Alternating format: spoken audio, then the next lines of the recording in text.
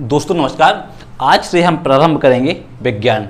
दोस्तों विज्ञान एक ऐसा सब्जेक्ट है जो प्रत्येक एग्जाम के लिए कॉमन साबित होता है। चाहे हम पटवारी की बात करें, पुलिस की बात करें, एनटीपीसी की बात कर रहे हैं या राज्य लोक सेवा से संबंधित कोई भी एग्जाम हो, सभी एग्जामों में साइंस कॉमन रूप से पूछी जाती है। अगर हम नंबरों की बात करें, अंकों की बात करें तो 10 से 12 अंकों तक की साइंस पूछ ली जाती है। तो आज हम इसी साइंस को, विज्ञान को शुरू करेंगे और इसे पढ़ने की कोशिश करेंगे कि यहाँ से संबंधित जितने एग्जाम पूछे जाने की संभावना है उन सभी बिंदुओं से संबंधित बात करेंगे और विस्तार से बात करेंगे, सरल भाषा में समझेंगे आखिर विज्ञान होती क्या है और यहाँ से किन किन बिंदुओं को महत्वपूर्ण तरीके से हमें देखना है ना।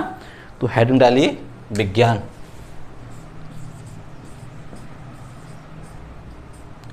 विज्ञान दोस्तों, विज्ञान जो शब्द है हमारा, यह संस्कृत भाषा का शब्द है। इसका हिंदी अर्थ होता है विशेष ज्ञान। तो विज्ञान कैसा है? संस्कृत भाषा का शब्द है।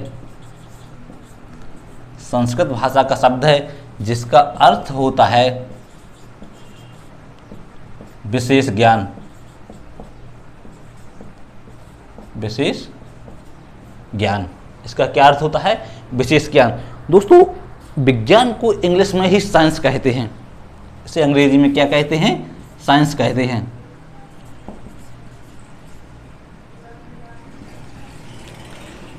विज्ञान को इंग्लिश में क्या कहते हैं? साइंस। और दोस्तों साइंस शब्द है यह साइंटिया से मिलकर बना हुआ है। किससे बनकर बना हुआ है? साइंटिया।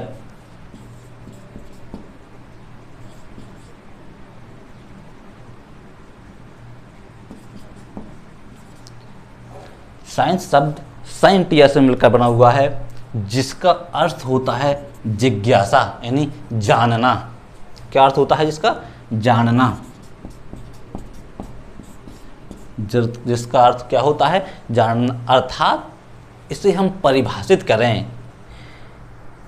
कि प्राकृतिक में घटने वाली या होने वाली सभी घटनाओं को, या प्राकृतिक में होने वाली, इस ब्रह्मांड में होने वाली सभी घटनाओं को पहचानना, उनका अवलोकन करना, मतलब उन्हें देखना। अर्थात प्राकृतिक में घटने वाली सभी घटनाओं को देखना, उन्हें पहचानना और उनका प्रायोगिक तरीके से अध्ययन करके सैद्धांतिक व्याख्या करना ही विज्ञान कहलाता है।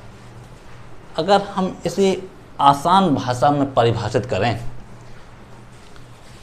दोस्तों, किसी भी विषय के बारे में क्रमबद्ध ज्ञान ही विज्ञान कहलाता है ना। आसान शब्दों में बात करें कि कोई भी हमारा टॉपिक है, कोई भी विषय है, उसके बारे में हमें क्रमबद्ध ज्ञान यानी क्रम से ज्ञान, अच्छा ज्ञान प्राप्त होना ही विज्ञान है। उसके बारे में अच्छा ज्ञान होना ही क्या है? विज्ञान है। दोस्तों विज्ञान शब्द, जो विज्ञान है वह कोई सब्जेक्ट नहीं है, यह एक अध्ययन करने का एक तरीका है।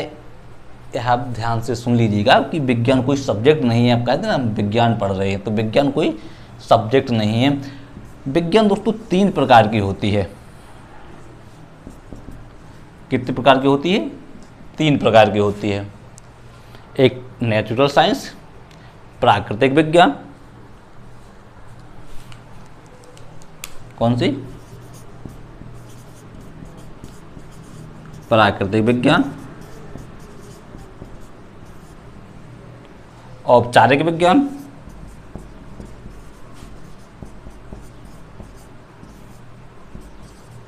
फॉर्मल साइंस और सामाजिक विज्ञान, सोशल साइंस। सामाजिक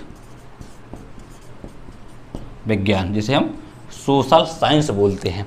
ये विज्ञान के 3 प्रकार हैं। अगर हम दोस्तों प्राकृतिक विज्ञान की बात करें तो प्राकृतिक विज्ञान के अंतर्गत, नेचुरल विज्ञान के अंतर्गत 3 सब्जेक्ट आते हैं, जिसमें एक है हमारा भौतिक विज्ञान,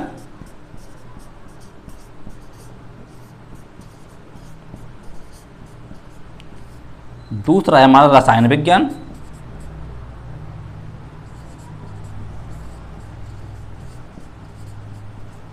और तीसरा है हमारा जीव विज्ञान।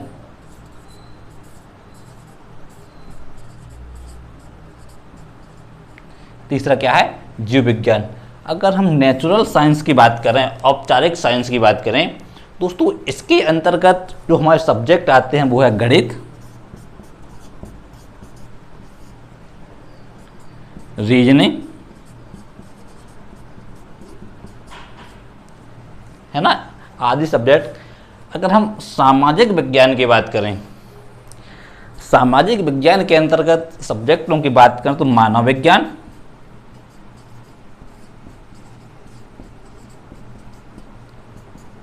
दर्शन शास्त्र,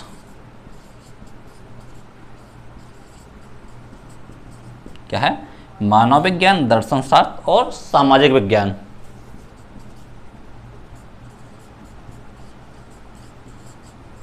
सामाजिक विज्ञान दोस्तों ये हमारे सब्जेक्ट हैं, है ना। जैसे भौतिक विज्ञान हुआ, रासायनिक विज्ञान हुआ, जीव विज्ञान हुआ, गणित हुआ, रीजनिंग हुआ। दोस्तों साइंस, वो गणित भी एक प्रकार की क्या वैज्ञानिक सब्जेक्ट है, जिसे तर्कपूर्ण तरीके से सॉल्व किया जाता है, रीजनिंग तरीके से सॉल्व किया जाता है, तो वो भी क्या है, एक सब्जेक्ट है, विज्ञान का एक सब्जेक्ट है। मैंने कहा था ना, विज्ञान कोई विषय नहीं है, सब्जेक्ट नहीं है। विज्ञान तो अध्ययन करने का एक तरीका है, जानने का एक तरीका है ना। तो इन्हीं सब्जेक्टों में से जो हमारे एग्जामों में पूछी जाती है, ये सारे सब्जेक्ट पूछे जाते हैं एग्जामों में, लेकिन मूलतः हम इन्हीं विषयों को साइंस कहते हैं। भौतिक विज्ञान हुआ, रसायन विज्ञान हुआ, जीव विज्ञान हुआ, हम इन्हीं तीनों सब्जेक्टों को विज्ञान बोलते हैं, साइंस बोलते हैं आमतौर पर।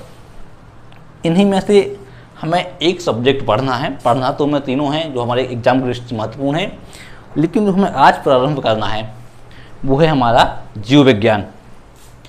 तो जीव विज्ञान को आज हमें देखना है। जीव विज्ञान प्रारंभ करेंगे। जीव विज्ञान के अंतर्गत एक टॉपिक है, तो साइंस की वो जीव विज्ञान संबंधित अगर हम किसी एक टॉपिक की बात करें कि जीव विज्ञान में अगर हमें किसी एक टॉपिक को पढ़ना है, जो एग्जाम में भी जीव विज्ञान से भी कॉमन है कि वहाँ से क्वेश्चन बार हमें बनेगा ही बनेगा, वो है हमारी कोशिका। तो आज हमें जीव विज्ञान के अंतर्गत पढ़ना है किसी कोशिकाओं को। क्या पढ़ना है? कोशिकाओं को। हेडिंग डालिए जीव विज्ञान।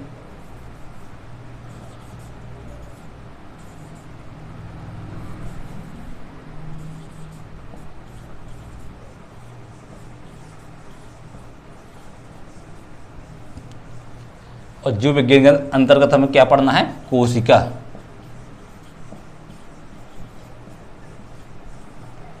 इंग्लिश में हम सेल कहते हैं, है ना। क्या कहते हैं इसे? सेल कहते हैं। दोस्तों इसी कोशिका के बारे में हमें अभी डिटेल से पढ़ना है। किसके बारे में पढ़ना है? डिटेल से कोशिका के बारे में।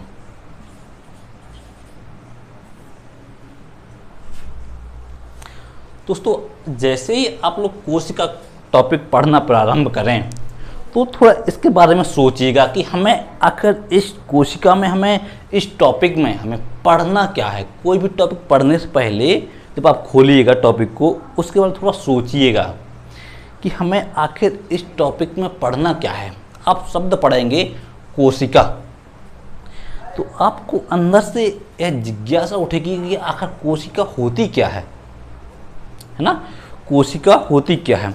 दोस्तों कोशिका प्रत्येक जीवधारी में उपस्थित, यानी कोशिका की जब हम परिभाषा की बात करें, किसकी? कोशिका की परिभाषा क्या होगी?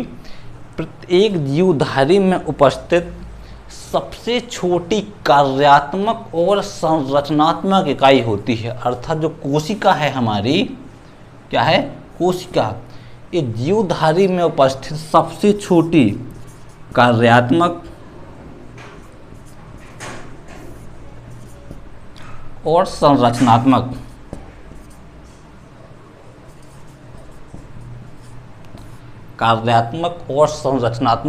सबसे छोटी इकाई होती है। क्या है कोशिका? आप भी बोलिए, कोशिका प्रत्येक जीवधारी में उपस्थित सबसे छोटी कार्यात्मक और संरचनात्मक इकाई होती है। अगर आप पेन कॉपी के साथ बैठे होते हैं तो कोशिका की परिभाषा के तौर पर लिख लीजिएगा।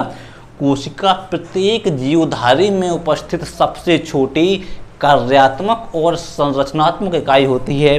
फिर से सुनिए, कोशिका प्रत्येक जीवधारी में उपस्थित सबसे छोटी कार्यात्मक और संरचनात्मक इकाई होती। आप इसे जितनी बार रिवाइज करेंगे आपके दिमाग में उतनी ही ढंग अच्छी तरीके से सेट होगा। दोस्तों, एक वैज्ञानिक हुए जिनका नाम है रॉबर्ट हॉक। रॉबर्ट हॉक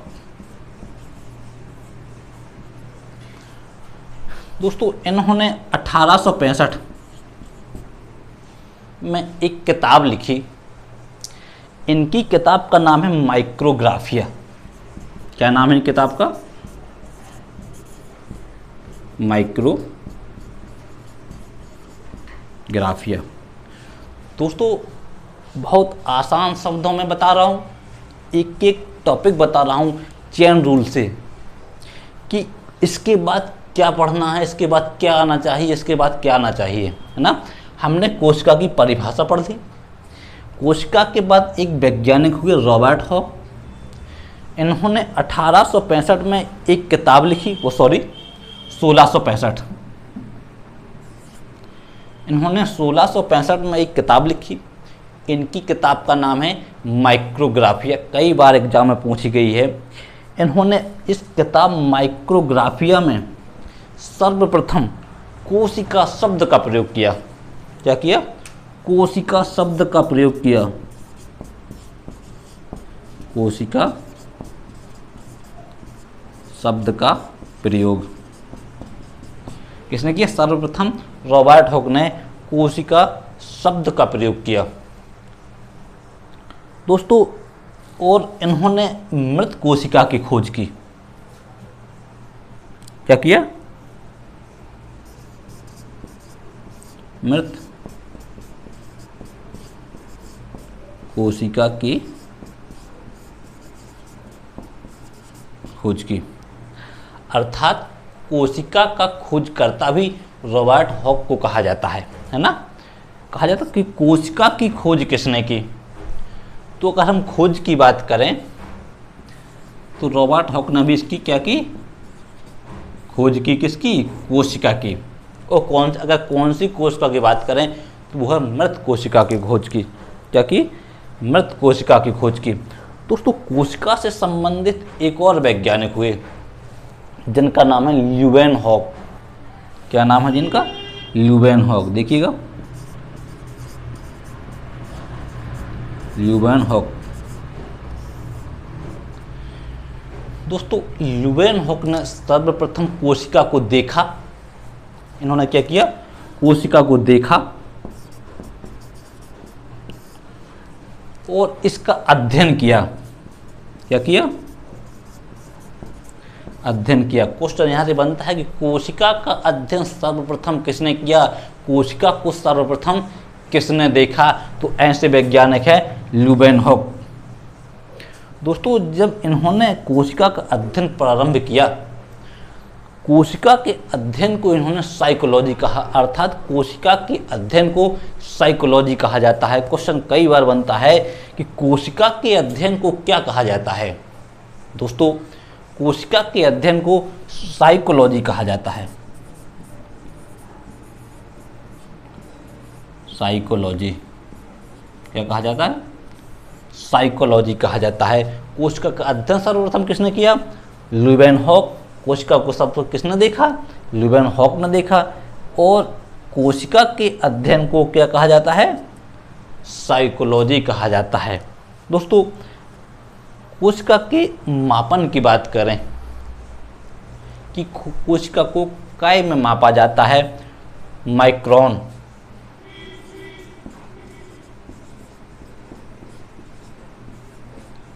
मापन यानी कोशिका का मापन।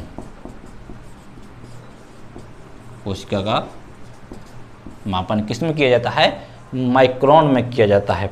दोस्तों, ल्यूवेनहॉक से संबंधित एक फैक्ट और एग्जाम में बार बार पूछा गया है कि जो पादप कोशिका है, सॉरी पादप कोशिका नहीं, जीवित कोशिका, जब इन्होंने कोशिका का अध्ययन किया तो इन्होंने जीवित कोशिका की खोज की। क्या की? जीवित कोशिका की खोज। जीवित कोशिका की खोज किसने की? लीवेनहॉक। देखिए, रॉबर्ट हॉक ने किताब लिखी जिसके किताब का नाम है माइक्रोग्राफिया, है ना।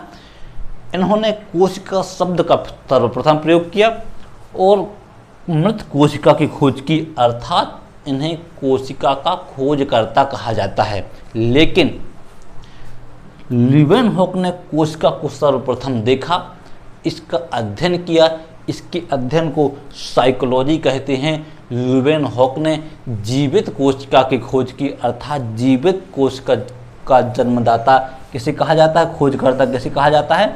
लीवेनहॉक। लीवेनहॉक को क्या कहा जाता है? जीवित कोशिका का खोजकर्ता कहा जाता है। दोस्तों, अब हम थोड़ी कोशिकाओं के बारे में और फैक्टों की बात करें, जैसे संसार की सबसे छोटी कोशिका, संसार की सबसे लंबी कोशिका, मानव में पाई जाने वाली सबसे कोशिका, महिलाओं में पाई जाने वाली सबसे कोशिका, है ना, मानव शरीर में उपस्थित सबसे छोटी कोशिका, मानव शरीर में उपस्थित सबसे बड़ी कोशिका। ये कोशिकाएं जो हैं कई बार एग्जामों में पूछी गई हैं। हमें इन कोशिकाओं को भी एक एक करके देखना है ना।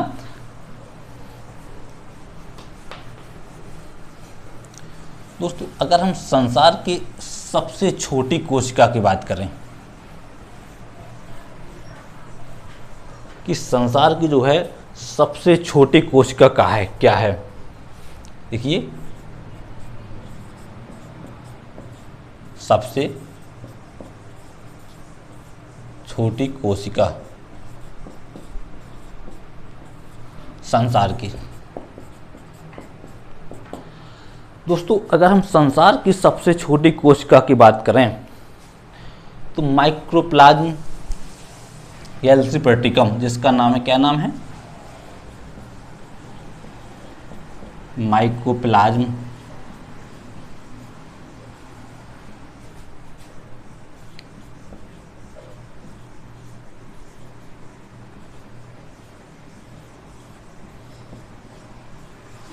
गैल्सीपर्टिकम, माइक्रोप्लाज्म गैल्सीपर्टिकम। दोस्तों, यह संसार की सबसे छोटी कोशिका है जिसका नाम है क्या?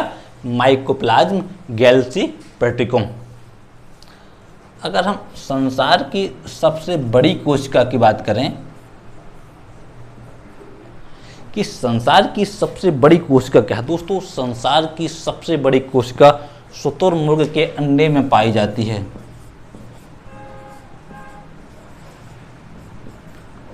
शुतुरमुर्ग के अंडे में पाई जाती है ना। कहाँ पाई जाती है? शुतुरमुर्ग के अंडे में पाई जाती है, जो संसार की सबसे बड़ी कोशिका। कई बार एग्जाम में पूछा गया है कि संसार की सबसे बड़ी कोशिका कहाँ सी है, कौन सी है। दोस्तों, संसार की सबसे बड़ी कोशिका शुतुरमुर्ग के अंडे में है। शुतुरमुर्ग का अंडा संसार की जो है सबसे बड़ी कोशिका है। दोस्तों, एक और फैक्ट बनता है, यहाँ से 6 फैक्ट बनते हैं, है ना।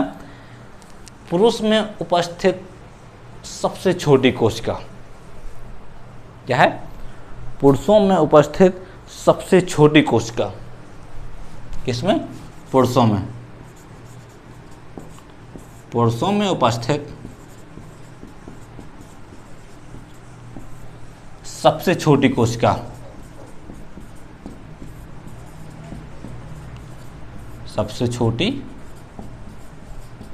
कोशिका की बात करें दोस्तों, वो है शुक्राणु।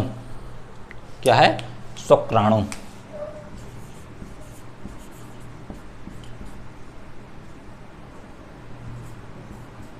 क्या है? शुक्राणु मानव शरीर में उपस्थित, सॉरी, पुरुषों में उपस्थित सबसे छोटी कोशिका है जिसका नाम है क्या? शुक्राणु। अगर हम महिलाओं की बात करें, महिलाओं में उपस्थित सबसे छोटी कोशिका तो वो है अंडाणु। क्या है?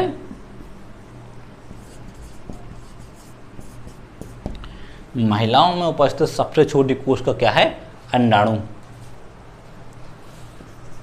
दो क्वेश्चन और बनते हैं, जैसे मानव शरीर में उपस्थित सबसे छोटी कोशिका जो होती है वह कहाँ उपस्थित होती है और इसका नाम क्या है? दोस्तों अगर हम मानव शरीर की बात करें, मानव शरीर में उपस्थित सबसे छोटी कोशिका क्या? मानव शरीर में उपस्थित सबसे छोटी कोशिका।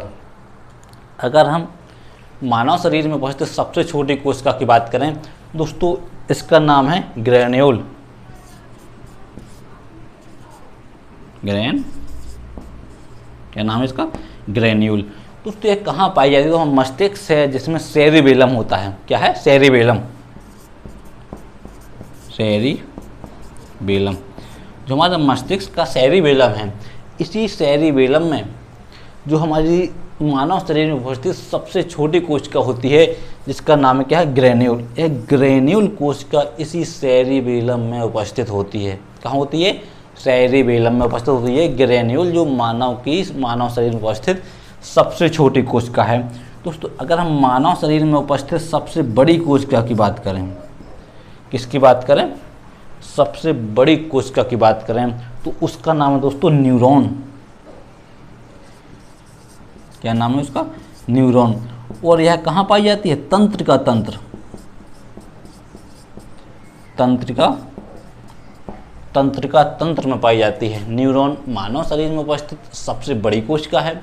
यह मानव शरीर के तंत्रिका तंत्र में पाई जाती है।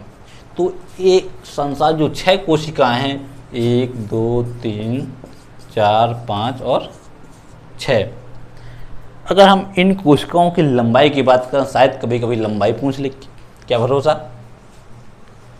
दोस्तों जो हमारे संसार की सबसे छोटी कोशिका है जिसका नाम है माइकोप्लाज्म गैल्सीप्रेटिकम। क्या नाम है? माइक्रोप्लाज्म गैल्सीप्रेटिकम।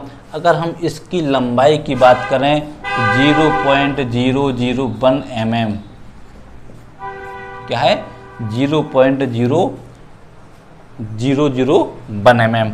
संसार की सबसे बड़ी कोशिका की बात करें जो शुतुरमुर्ग के अंडे में पाई जाती है, इसकी लंबाई है 170 बाई 130 mm, है ना। अगर हम पुरुषों में उपस्थित सबसे छोटी कोशिका की बात करें जो हमारी शुक्राणु हैं, इसकी लंबाई की बात करें तो इसकी लंबाई है 0.05 mm। क्या है? 0.05 mm। और महिलाओं में उपस्थित सबसे छोटी कोशिका की बात करें जो है अंडाणु, इसकी बात करें तो 0.02 mm। क्या है? 0.02 mm। ग्रेन्यूल। अगर हम मानव शरीर में उपस्थित सबसे छोटी कोशिका की बात करें जो है ग्रेन्यूल। क्या है? ग्रेन्यूल। दोस्तों इसकी लंबाई तो कन्फर्म नहीं है कि इसकी कितनी लंबाई है, मुझे तो कन्फर्म नहीं है, शायद तुम्हें हो जाए तो लिख लेना।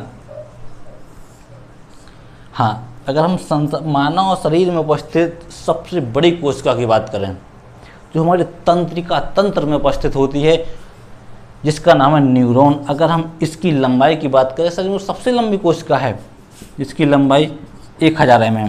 कितनी होती है? 1000 mm है। इसकी लंबाई कितनी है? 1000 mm। कितनी लंबाई है इसकी? 1000 mm। दोस्तों ये तो हुआ हमारे कोशिकाओं संबंधित थोड़ी बहुत फैक्ट जो हमने 5-6 देखे हैं। एग्जाम में बार बार पूछे गए हैं यही फैक्ट जो मैंने अभी बताए हैं, कई सारे एग्जाम में पूछे गए हैं। थोड़ी कोशिका सिद्धांतों के बारे में भी चर्चा कर लेते हैं कि कोशिका सिद्धांत, है ना। तो हेडिंग डालिए कोशिका सिद्धांत। क्या हेडिंग डालना है?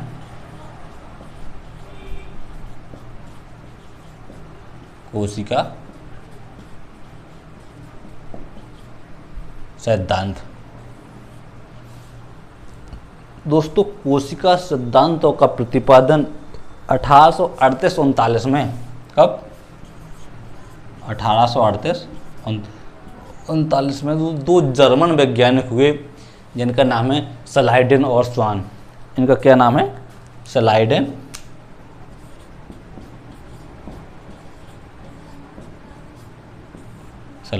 और स्वान। स्लाइडेन और स्वान दोस्तों, इन्होंने कोशिका सिद्धांत का प्रतिपादन किया। क्वेश्चन यहाँ से बनता है कि कोशिका सिद्धांत का प्रतिपादन किसने किया? तो वो हमारे दो वैज्ञानिक हैं जिनका नाम स्लाइडेन और स्वान। दोस्तों, जो स्लाइडेन हैं इन्होंने पादप कोशिका की खोज की। पादप कोशिका की खोज किसने? स्लाइडेन ने। और जो स्वान हैं इन्होंने जंतु कोशिका की खोज की।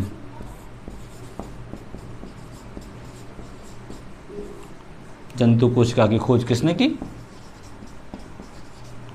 क्वेश्चन कई बार बना है कि जंतु कोशिका की खोज किसने की, है ना। पादप कोशिका की खोज किसने की? कोशिका कहाँ, देखिए यहाँ पे कितना घुमा देने वाला क्वेश्चन है, समझिएगा। अगर वो जंतु कोशिका की खोज पूछे तो इसका सही आंसर होगा स्वान। अगर कोशिका की खोज पूछे तो रॉबर्ट हॉक। अब मृत कोशिका की पूछे तो भी रॉबर्ट हॉक। अगर जीवित कोशिका की पूछे तो ल्यूवेनहॉक। और पादप कोशिका की पूछे तो स्लाइडेन। कितने क्वेश्चन है? खोज संबंधित 5 क्वेश्चन है। क्या है? कितने क्वेश्चन है? 5 क्वेश्चन। तो जंतु कोशिका की खोज किसने की?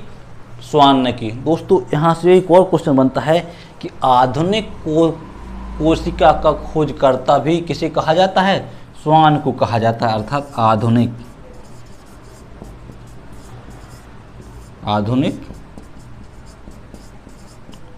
कोशिका का खोजकर्ता किसे कहा जाता है? इसी स्वान को कहा जाता है। दोस्तों, स्वान ने यह बताया कि जंतु कोशिका में कोशिका भित्ति अनुपस्थित होती है, जंतु कोशिका में कोशिका भित्ति नहीं पाई जाती है, और पादप कोशिका में कोशिका भित्ति पाई जाती है। कई बार क्वेश्चन पूछा है किसने बताया, क्या किसका कथन है कि जंतु कोशिका में कोशिका भित्ति पाई जाती है, नहीं पाई जाती, सॉरी, जंतु कोशिका में कोशिका भित्ति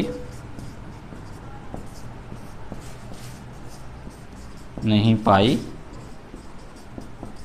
जाती है। क्या किसने बताया?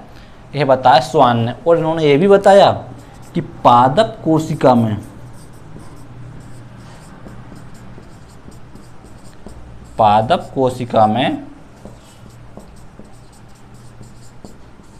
कोशिका भित्ति पाई जाती है। यह कथन किसका है? स्वान का। फिर से सुनिए, कोशिका सिद्धांत स्लाइडेन और स्वान ने दिया। कब दिया? 1839 में। जो स्लाइडेन है इन्होंने पादप कोशिका की खोज की, स्वान ने जंतु कोशिका की खोज की।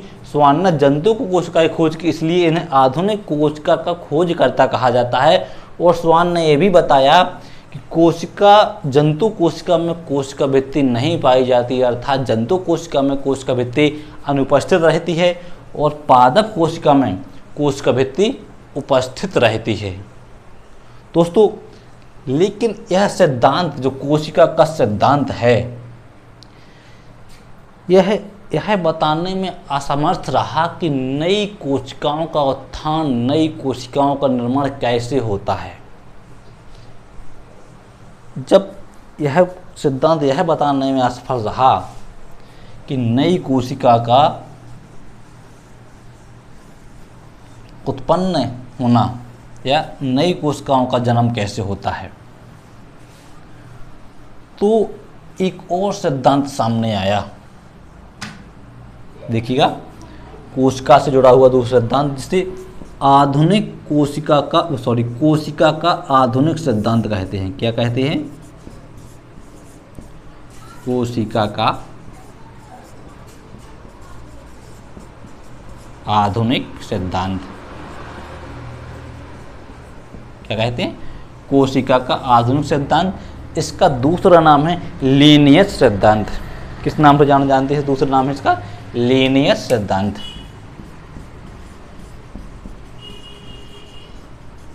लीनियस सिद्धांत, कोशिका का आधुनिक सिद्धांत या लीनियस सिद्धांत। अगर एक किसने दिया, अगर हम उस वैज्ञानिक की बात करें दोस्तों, 1855 में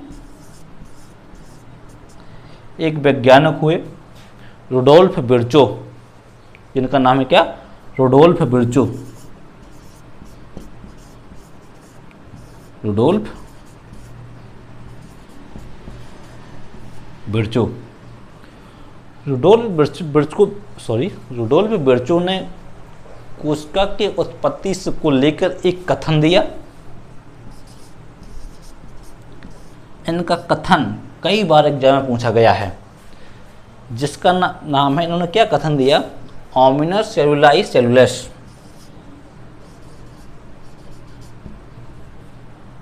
ओमिनस सेलुला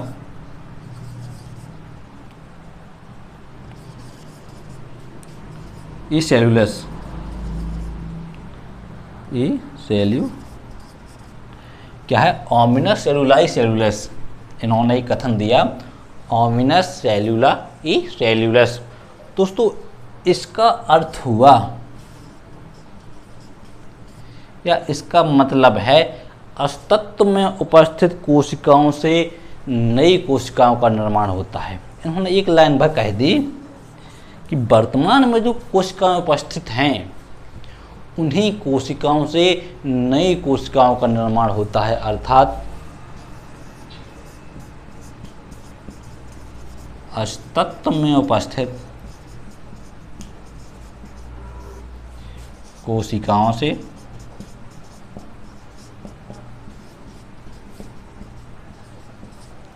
नई कोशिकाओं का निर्माण, नई कोशिकाओं का निर्माण होता है। तो ये तो हुआ हमारा कोशिका। हम अपने अगले वीडियो में पढ़ेंगे पादप कोशिका, जंतु कोशिका में अंतर,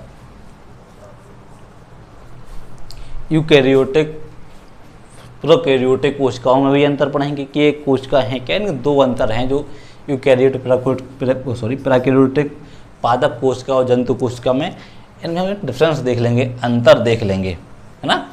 वैसे कोशिका से संबंधित जो हमारे वीडियो होंगे वो 3 वीडियो होंगे। लगभग हमने इसका बेसिक समझ लिया है। कोशिका शब्द, कोशिका किसे कहते हैं, कोशिका से कितने वैज्ञानिक जुड़े हुए हैं, है ना, इसके सिद्धांत किन किन ने दिए। तो ये सब चीज़ें हमारी कोशिका से संबंधित जुड़ी हुई हैं। नमस्कार।